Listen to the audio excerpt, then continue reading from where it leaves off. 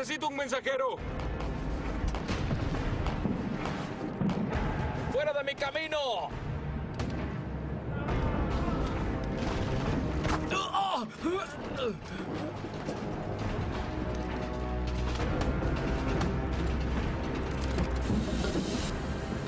¡Gas! ¡Las máscaras, apresúrense!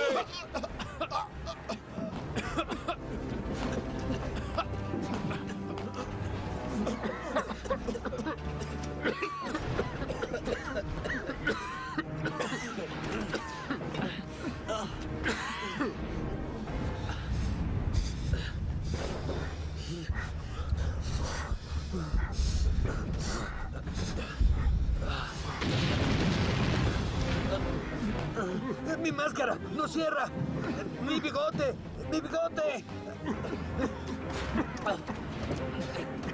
¡No cierra! ¡Mi máscara no cierra!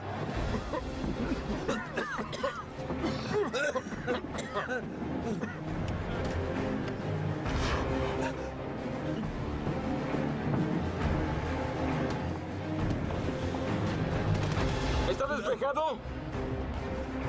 ¿Estamos seguros? Todo despejado.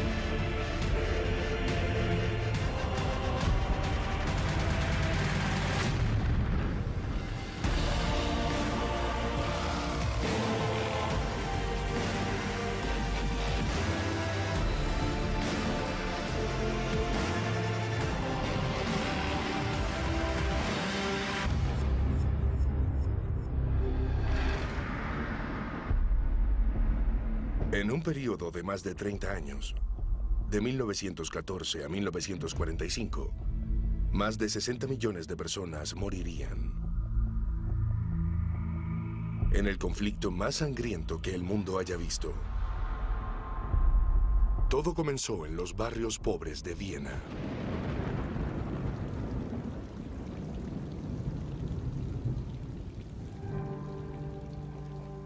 A la edad de 25 años, el joven Adolf Hitler es un pobre y solitario aspirante artista que lucha por sobrevivir. Sus padres han muerto y dejan a Hitler completamente solo en el mundo. Era un alma perdida, quería ser artista, pero no pudo ingresar a la escuela de arte y terminó viviendo en una posilga.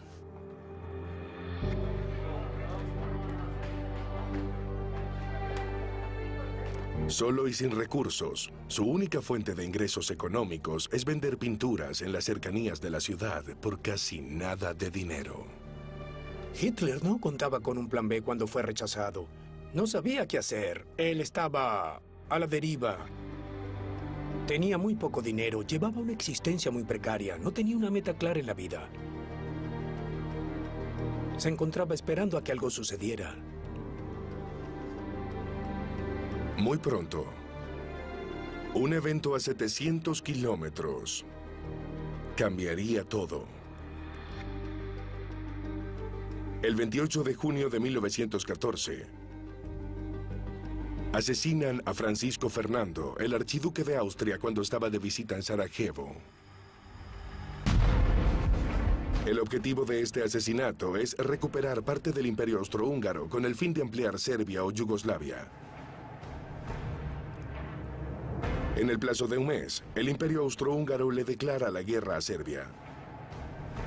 Este hecho desencadena una serie de reacciones al tiempo que las alianzas fuerzan a las potencias más importantes a tomar partido. Contra toda esta situación, el Imperio Británico, la República de Francia y Rusia comienzan a ser conocidos como los aliados. Mientras que el Imperio Austrohúngaro, Alemania y el Imperio Otomano forman las potencias centrales. Esta sería la Primera Guerra Global. Hombres de ambos bandos se apresuran a unirse a la pelea. A estas alturas, Hitler ya había abandonado el ejército austríaco. Con ideas antisemíticas, no tiene ninguna intención de pelear por la patria multicultural a la que pertenece. Es un apasionado patriota alemán, atrapado en el imperio multiétnico y con diversidad de razas como era el de la Casa de Habsburgo. Como austríaco es un pangermano. El ejército austríaco finalmente fuerza a Hitler a volver a las filas. Intentó entrar al ejército austríaco y falló el examen físico. No fue considerado apto para sostener un rifle.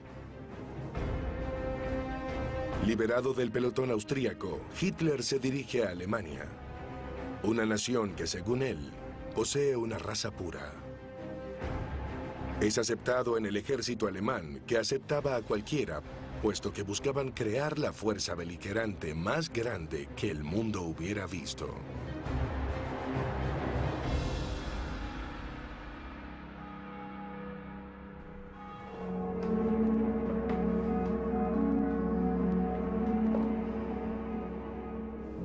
Finalmente, Alemania le dio a Hitler lo que siempre quiso: un lugar al que pertenecer. Formar parte del ejército alemán en la Primera Guerra Mundial fue algo que Hitler amó profundamente. El patriotismo rebosaba en esas filas y Hitler fue arrastrado por este sentimiento.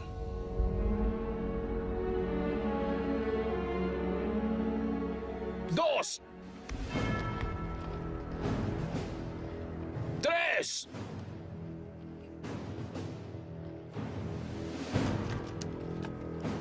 Durante todo el año 1914, Hitler se entrenó como soldado en el ejército alemán.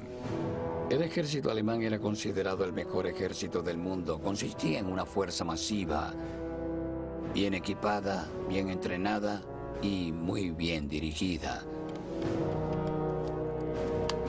Ser parte del ejército alemán era algo que Hitler amaba.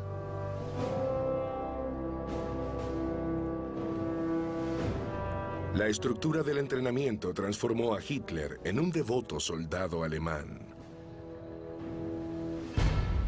Se suma al 1,5 millones de alemanes que marchan hacia la frontera con Francia para enfrentar a las fuerzas aliadas unificadas. En la historia de la guerra, nunca se habían enfrentado dos ejércitos de esta magnitud.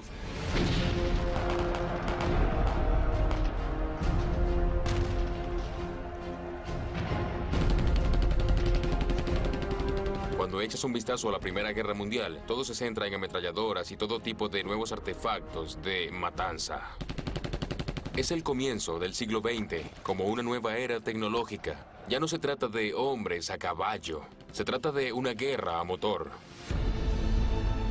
El avanzado arsenal convierte el conflicto en una masacre. Asesinan a 230 hombres cada hora. Una muerte cada 15 segundos.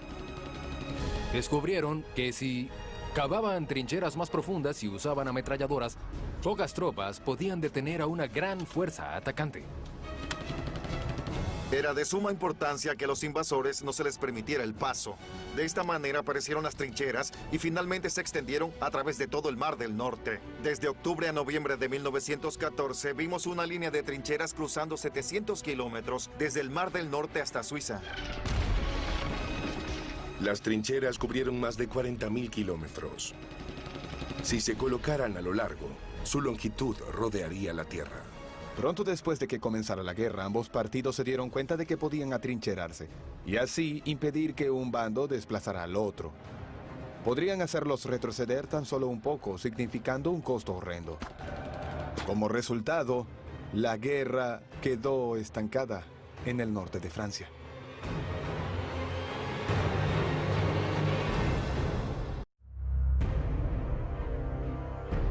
Después de un movimiento rápido hacia la Bélgica neutral, Alemania se encuentra atascada en las violentas trincheras con los aliados en el norte de Francia.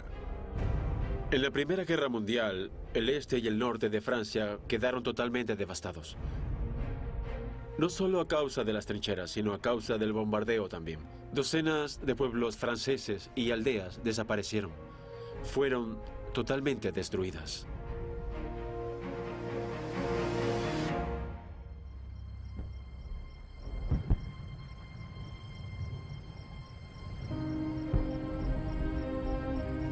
Un comandante del pelotón en el ejército francés es uno de los primeros en salir herido. Regresa al campo decidido a tomar ventaja sobre los poderes centrales. Su nombre es Charles de Gaulle.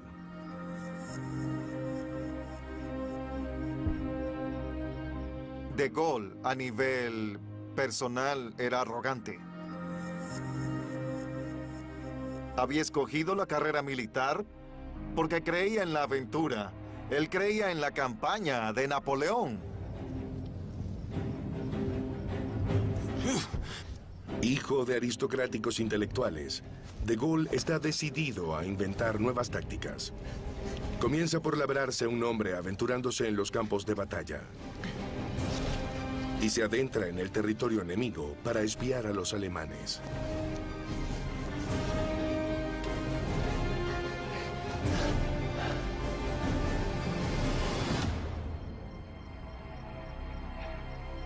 Sí, de acuerdo. Misión tras misión, de Gaulle regresa con información vital, lo que le gana una mención por valentía. Esto demuestra su liderazgo nato y que le espera un futuro prometedor.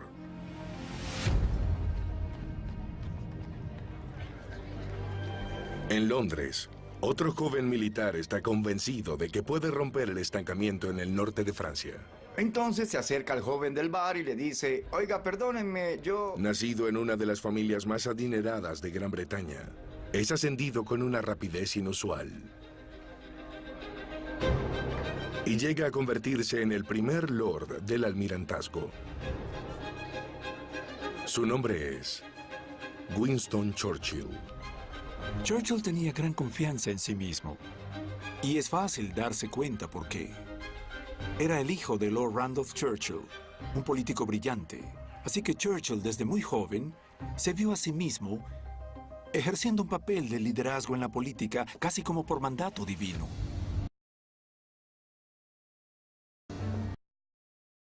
Plan del que está seguro hará cambiar la suerte de los aliados. En 1914, Winston Churchill era el chico maravilla de la política británica. Pensaban que era un genio, incluso él mismo pensaba así.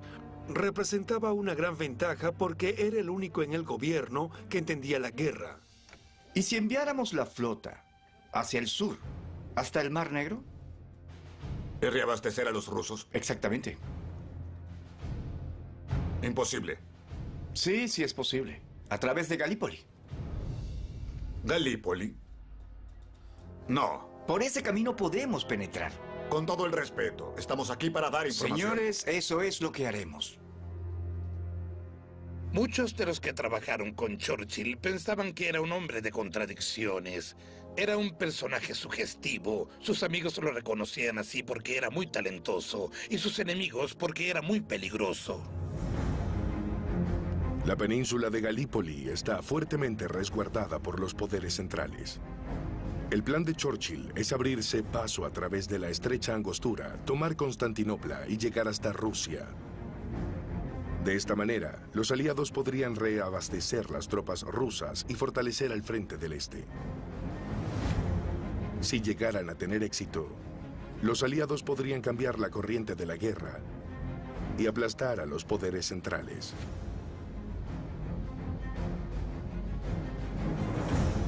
La armada la conforman más de 100 barcos de guerra que zarparon hacia lo que sería la invasión anfibia más grande que hubiera visto el mundo.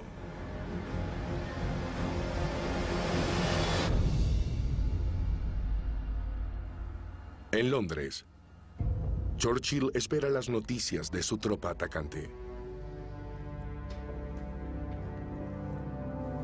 La gente me pregunta cuál es la decisión más difícil que haya tomado y siempre reconozco que es la de enviar hombres al campo de batalla. Y la peor parte de todo es la noche en la que comienza la batalla, porque sabes que solo quieres una cosa. Y sabes también que en pocas horas comenzarás a recibir llamadas del campo de batalla de parte de los comandantes para decirte cuántos jóvenes soldados han fallecido.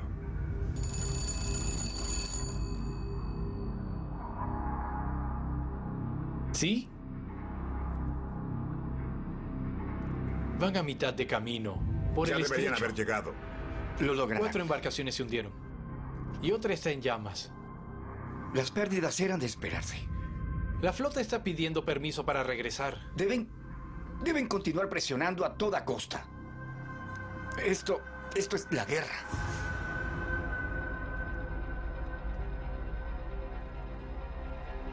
Ante el horror de esa primera noche, los generales y los almirantes se dieron cuenta de que en vez de realizar el ataque que les haría ganar la guerra sin grandes derramamientos de sangre y que acabaría con la carnicería que se estaba llevando a cabo en el frente del este, las tropas se encontraron con una ráfaga de balas y artillería.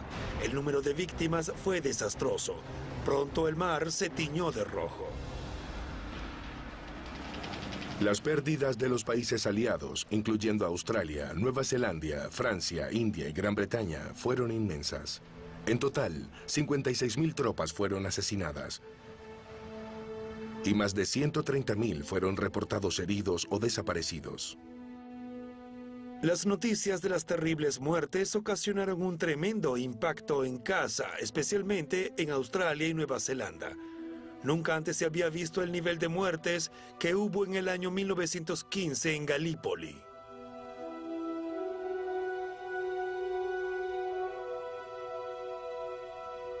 La invasión resulta un fracaso devastador.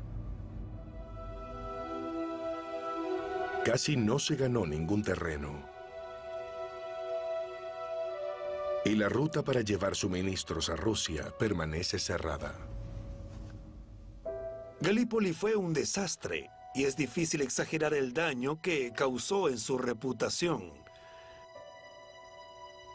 Creo que estaba equivocado y pagó un terrible precio político por eso, lo que mucha gente creyó que sería el fin de su carrera. El público está indignado por la masacre. Alguien tendrá que ser el culpable. Y todos los dedos apuntaban a un hombre.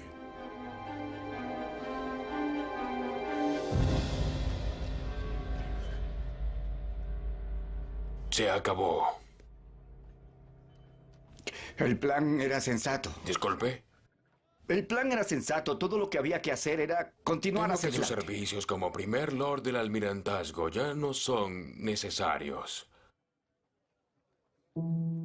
Espero su carta de renuncia para mañana en la mañana.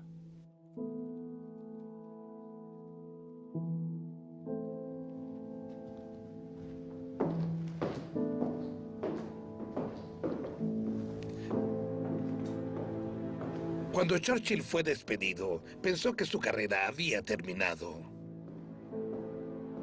Pero eso no significaba un melodrama para él. Daba la impresión de que estaba acabado. Es difícil imaginarse a Churchill siendo humilde ante algo como Galípoli, pero eso lo escarmentó.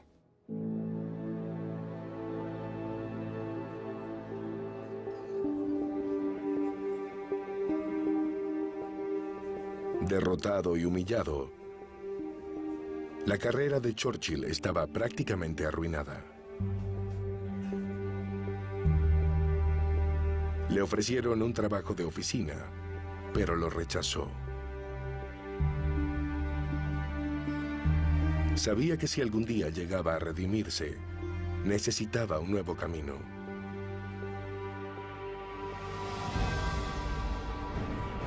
Así que hizo lo impensable. Se alistó en la Armada Británica y fue directo al frente de batalla.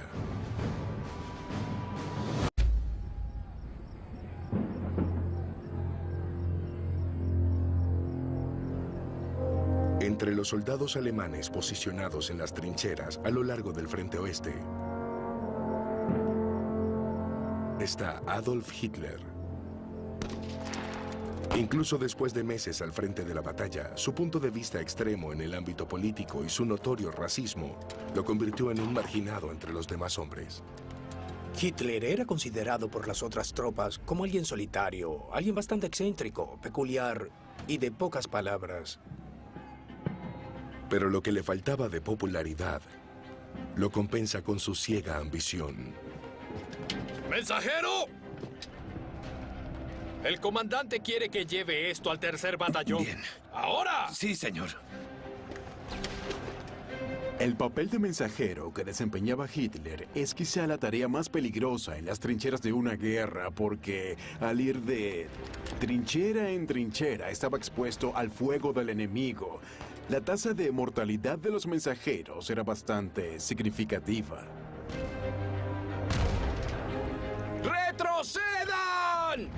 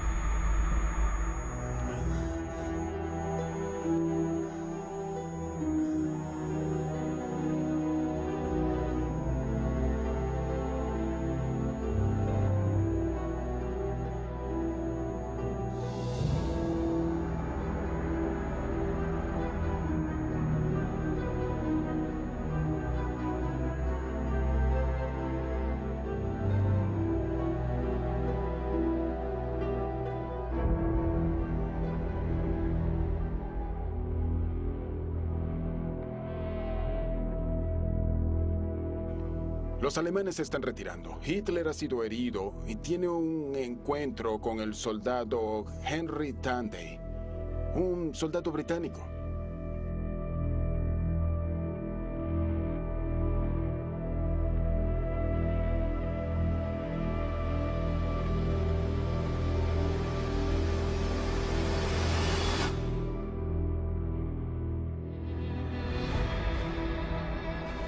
Tanday tiene a Hitler en la mira y, aunque era un soldado entrenado, no es capaz de apretar el gatillo. Si Tanday hubiera apretado el gatillo, Hitler hubiera muerto en el campo de batalla de la Primera Guerra Mundial y todo el curso de la historia de la humanidad sería distinto. Como le han perdonado la vida, Hitler comienza a creer que está destinado a la grandeza.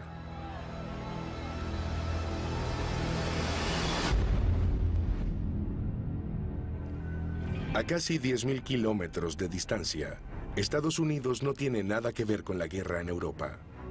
Están batallando su propia guerra con Pancho Villa.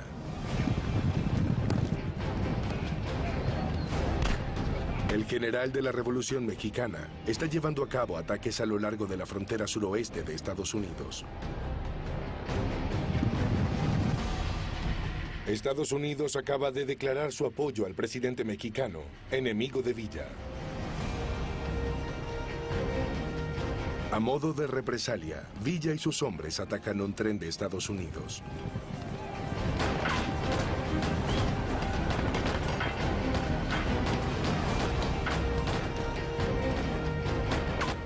Asesinan a 16 ciudadanos civiles en el ataque, lo que obliga al país a tomar medidas.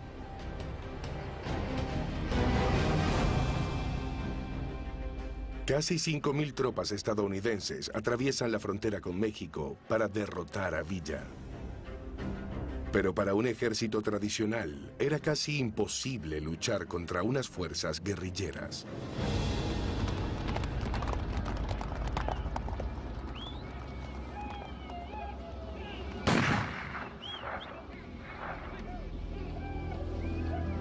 Pero un capitán del ejército está decidido a hacer las cosas diferentes. Su nombre es George S. Patton.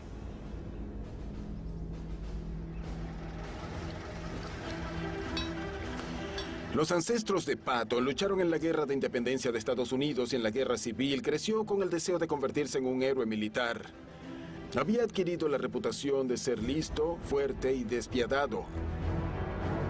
Pero contaba con otra cualidad esencial para un líder militar. Entendía el poder de la tecnología y no quería pelear con caballería. Estaba en la búsqueda de nuevas tecnologías que cambiarían la naturaleza del campo de batalla. Entonces, el automóvil era bastante nuevo. Si sujetan un arma a un auto, habría un nuevo instrumento de guerra. Lo que Patton no sabe es que está a punto de revolucionar el concepto de guerra.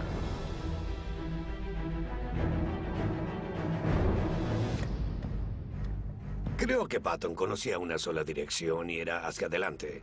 Tenía mucho carisma, era un líder muy extravagante. Creía que era demasiado presumido, pero eso no está tan mal siempre y cuando se tradujera en un buen liderazgo, aunque igual se excedía. Casi inmediatamente, Patton es capaz de llevar su plan a la práctica.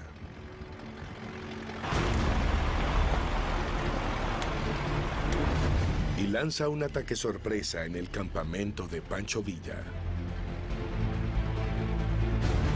¡Más rápido! ¡Tenemos que alcanzarlos!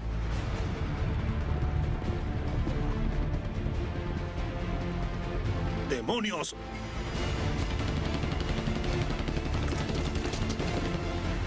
¡Vamos, vamos!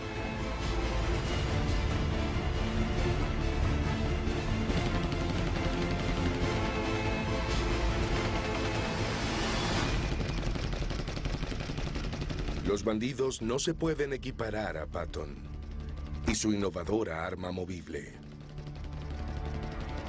Pero al final de la pelea, 3 de los hombres de Villa habían sido asesinados, incluyendo el segundo al mando. La primera vez que el ejército estadounidense usó armamento motorizado fue un gran éxito. Al acercarse la primavera, la batalla en Europa se agudiza.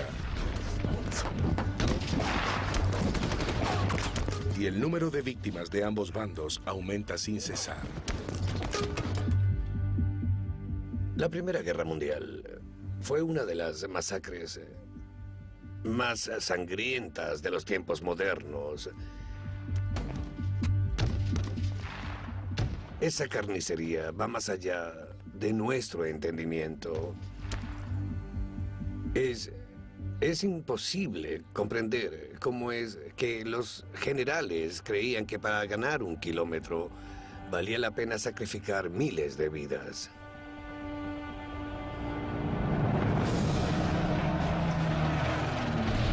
Con los aliados entre la espada y la pared, Alemania intenta convencer a Italia de cambiarse de bando y unirse a los poderes centrales. Pero Italia rechaza la oferta y envía decenas de miles de tropas hacia los Alpes italianos, con el fin de fortificar sus fronteras en caso de algún ataque. Entre ellos, se encuentra un tirador de primera, Benito Mussolini. Antes de la guerra, Mussolini era un activista antiguerra. Se puede decir que era un pacifista. Pero después de 2 años en el frente de batalla, es formado bajo la ideología nacionalista radical y está dispuesto a hacer cualquier cosa para defender su madre patria.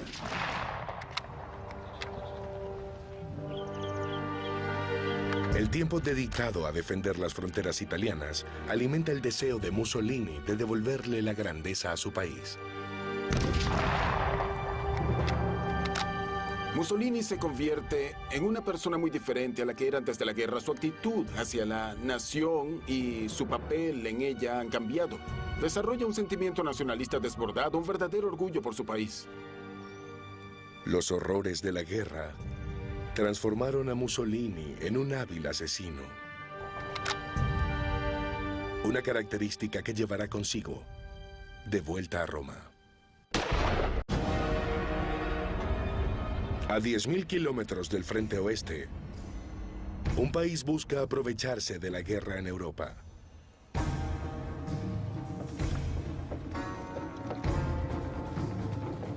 Durante los últimos 50 años, Japón se había esforzado por modernizar su cultura ancestral y así ganarse el respeto en el escenario global.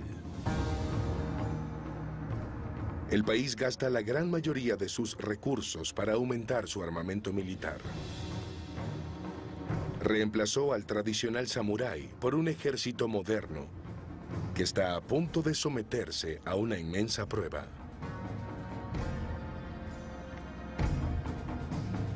Los líderes japoneses ven la guerra en Europa como la oportunidad perfecta para abrirse paso al poder. Japón se une a las fuerzas aliadas y le declara la guerra a Alemania. Luego, invade y ocupa territorios en el Pacífico controlados por Alemania, asegurando rutas importantes de intercambio con Gran Bretaña y Francia. Mientras que Japón expande su imperio, un grupo selecto de guerreros es formado para unirse a la batalla.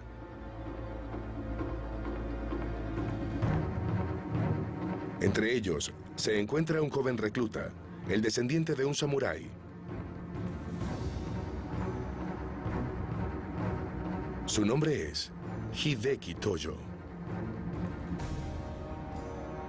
Tojo era un hombre muy serio, ambicioso, trabajador, y se esperaba que hiciera una carrera en el servicio militar. Además, él era muy insaciable y deseaba alcanzar algún puesto en su profesión. Pienso que desde el principio su futuro parecía prometedor.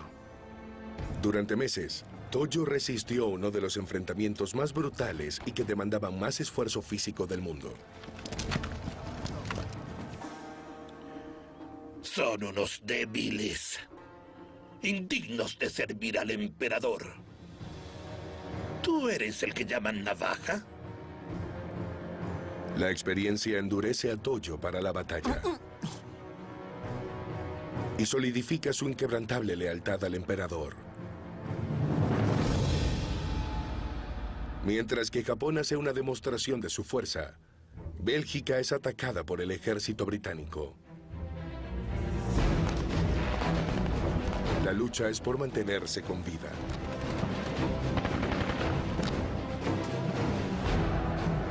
Desde el comienzo del conflicto, cerca de 400.000 soldados británicos habían perdido la vida, solamente para ser reemplazados por los recién llegados. Entre los nuevos reclutas está un hombre luchando contra el más grande fracaso de su vida, el comandante de batallón, Winston Churchill. Churchill asumió la responsabilidad de todo lo que hizo en su vida. Nunca culpó a nadie. Era humilde, quedó humillado por Galípoli y debía hacer algo. Así que se puso a sí mismo en el camino del peligro y se sumó como voluntario para ir a las trincheras. ¡Muévanse, vamos!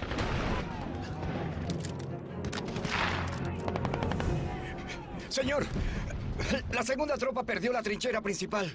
Trae al equipo de morteros de la Reserva del Oeste ahora mismo.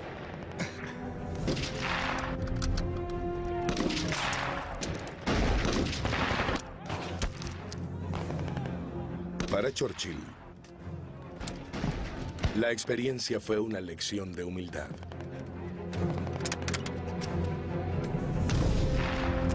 Es una experiencia terriblemente atemorizante. La primera vez que me dispararon, me di cuenta de que no era un juego. Es de verdad. Ese hombre realmente falló y mató a alguien más, pero mañana intentará matarme.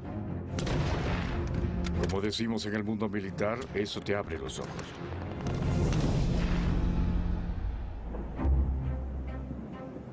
Ante el aumento del número de víctimas británicas, Churchill fue promovido rápidamente y descubre que tiene las cualidades necesarias para liderar a los hombres en una batalla. Para un hombre con la ambición de Churchill, es el primer paso hacia la redención. En su corazón, lo que Churchill siempre quiso ser era un gran guerrero. Y aquí estaba, comandando a 800 hombres, mientras que él soñaba con dirigir una batalla formada por millones de hombres.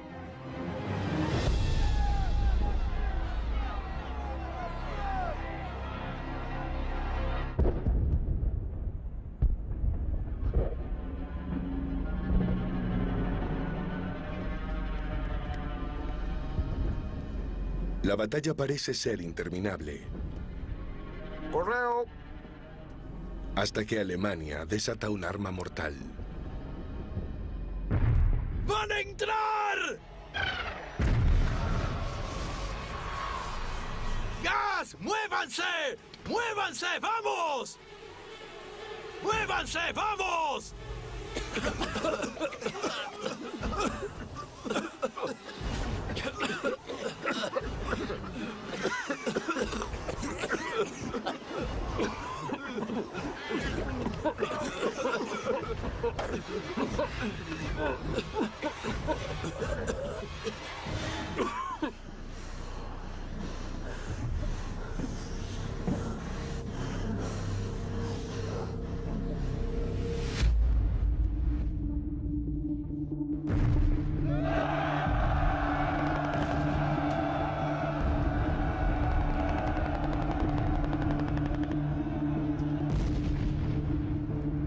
En absoluto secreto, Alemania desarrolla un arsenal masivo de armas químicas mortíferas.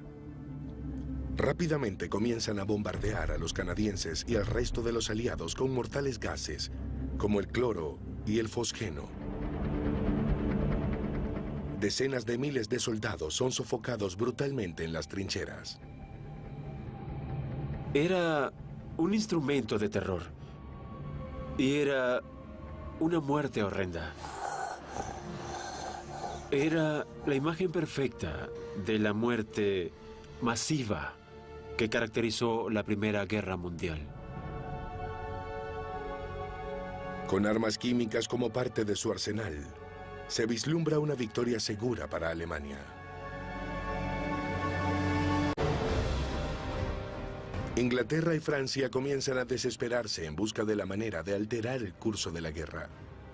Así que fijan sus miradas en el único país que finalmente cambiaría la balanza a su favor: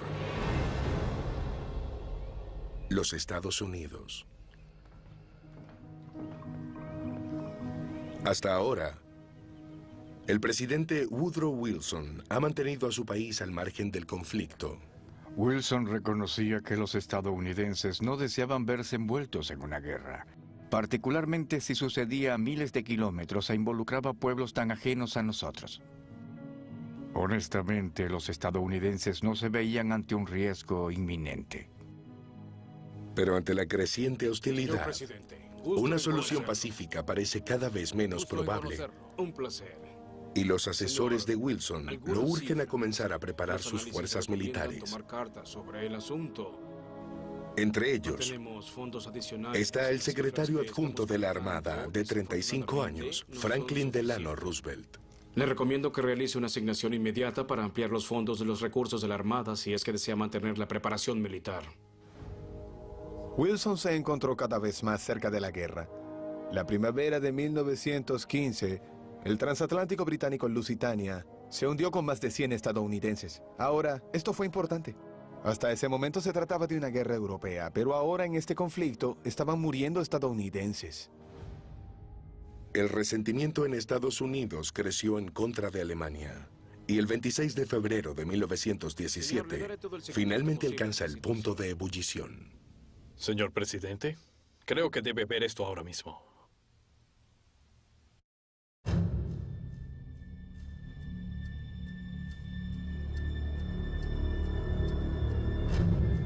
Estados Unidos intercepta un telegrama secreto por parte de Alemania que iba dirigido al gobierno mexicano, el cual contenía una propuesta aterradora.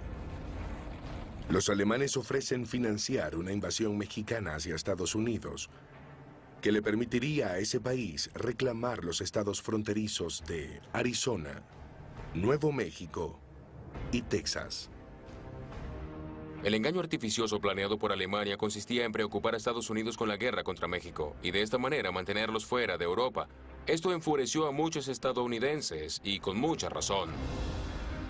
El gobierno de Estados Unidos revela el contenido del mensaje secreto y casi instantáneamente se desatan protestas en contra de Alemania por todo el país. El telegrama Zimmerman fue una de las cosas más estúpidas que hizo el gobierno alemán. A Texas no le importaba la guerra en Europa, pero ahora de repente los alemanes están tratando de devolverle Texas a México. Suficiente con Alemania, hay que darle una lección. El presidente Wilson firma la declaración de guerra en abril de 1917. El plan de Alemania de mantener a Estados Unidos fuera de Europa se tornó completamente contraproducente. Quizá los estadounidenses al fin estaban listos para ir a la guerra, pero el cuerpo militar no. Estados Unidos cuenta con un ejército permanente de tan solo 100.000 hombres, mientras que el ejército alemán cuenta con 4.5 millones. Sin embargo, se apresura a formar a su ejército, y los pocos con experiencia en la batalla son rápidamente trasladados a Francia, donde serán entrenados por un joven capitán muy prometedor.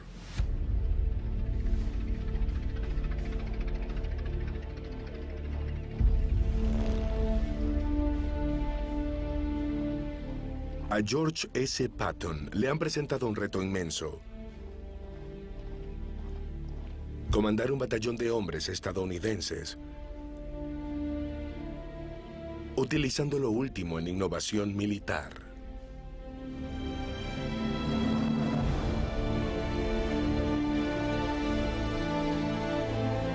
El tanque.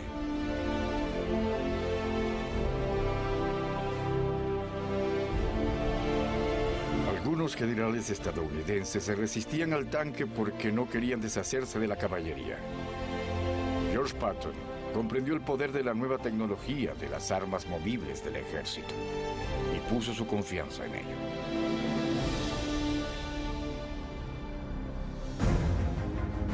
El tanque ya está siendo usado en el frente oeste con algo de éxito. Pero se queda sin combustible en muy poco tiempo. Se queda fácilmente atascado en el lodo y su tamaño dificulta incorporarlo a las maniobras militares.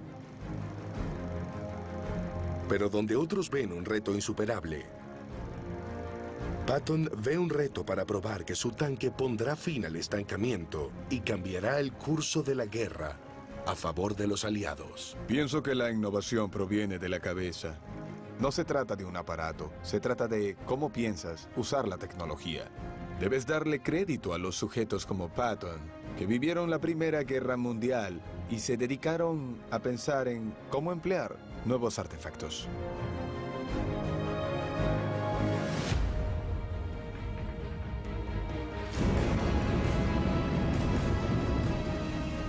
Patton sabe que los riesgos son altos.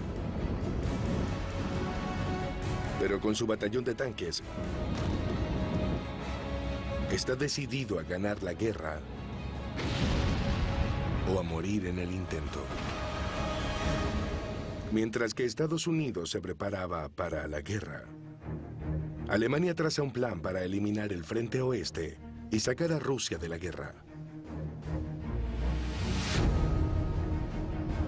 3 días después de que Estados Unidos se uniera a la guerra, los alemanes cargaron un arma secreta en un tren altamente resguardado con dirección a Rusia. Es un arma que promete destruir a sus enemigos desde dentro hacia afuera.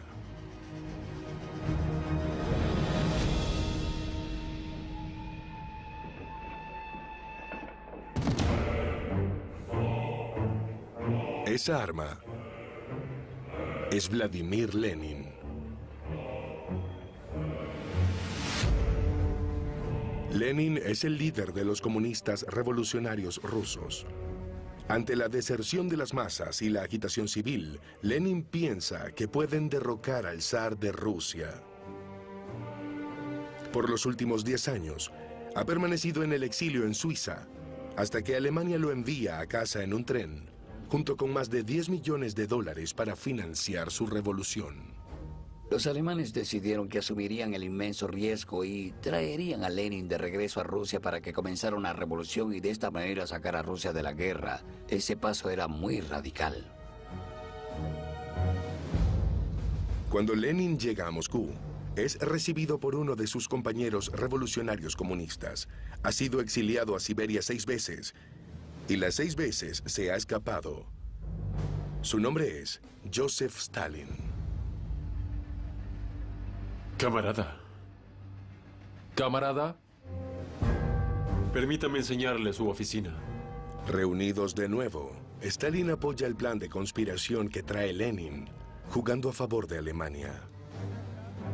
Durante los próximos meses, Lenin y Stalin reclutan a una milicia masiva conformada por trabajadores. Utilizando los $10 millones del gobierno alemán, silenciosamente amasan su arsenal hasta estar listos para dar el paso. Ya está todo planeado para tomar las estaciones de tren y las comunicaciones telefónicas. ¿Y los centinelas del palacio? Muchas de nuestras fuentes nos confirman que simpatizan con la causa. Los tiempos deben ser perfectos.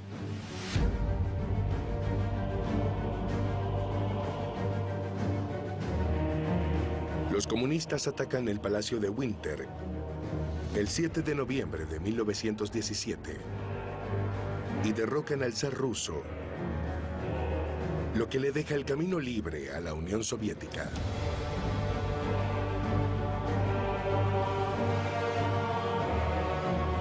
Este es solo el comienzo, camarada. Tan solo días después, Lenin firma un decreto que saca a Rusia de la guerra. El plan alemán funciona, acercándolos un poco más a la victoria. En el próximo episodio, Estados Unidos se une al conflicto. ¡Muévanse, muévanse, muévanse, muévanse! A medida que los aliados se mantienen firmes en el frente oeste, ¡fuego! Una nueva arma de destrucción es introducida al campo de batalla. ¡Vamos! Y un soldado temerario lo arriesga todo por reincorporarse a la pelea. ¡Quietos! E incluso cuando se ha alcanzado la paz, nuevas rivalidades comienzan. Hemos estado en guerra desde que levantamos la bandera de nuestra revolución. Y nacen nuevas rebeliones. ¡No más! ¡La revolución ha comenzado!